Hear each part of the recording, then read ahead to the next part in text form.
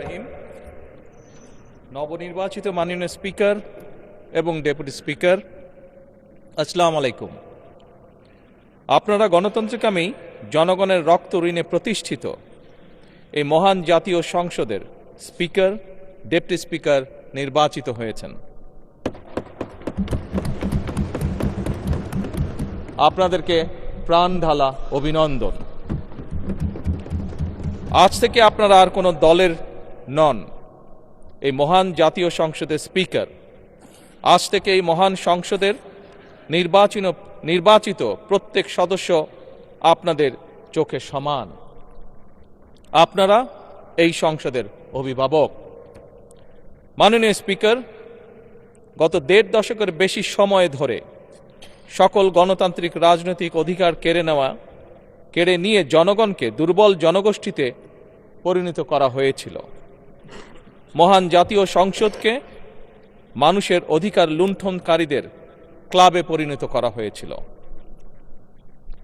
বিগত ১.৫ দশকে যারা নিজেদেরকে এমপি পরিচয় দিয়েছিল তারা কেউ জনগণের ভোটে নির্বাচিত ছিল না।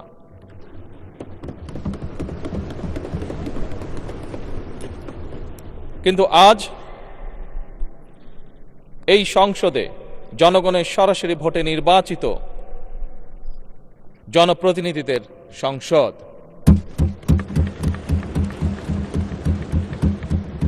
আজকের এই সংসদ বাংলাদেশের জনগণের সংসদ।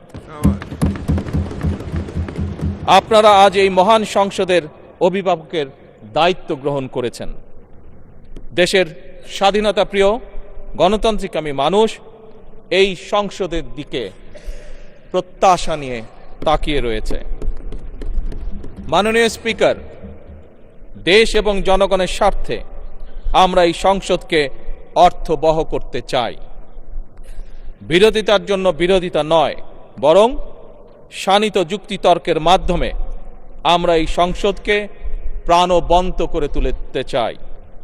এই ক্ষেত্রে আপনাদের ভূমিকা সর্বাধিক। এই সংসদের সদস্য হিসাবে জাতীয় সংসদ পরিচালনায় আমরা আমাদের পক্ষ থেকে আপনাদেরকে সর্বোচ্চ সহযোগিতা করব ইনশাআল্লাহ।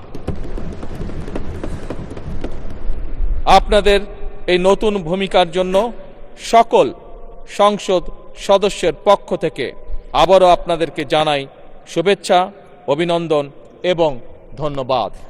মাননীয় স্পিকার, মহান রব্বুল আলমিনের দরবারে আমরা কামনা করি এই মহান সংসদ সাফল্য কামনা করে আমার শুভেচ্ছা বক্তব্য শেষ করছি। আল্লাহ হাফেজ। বাংলাদেশ জিন্দাবাদ।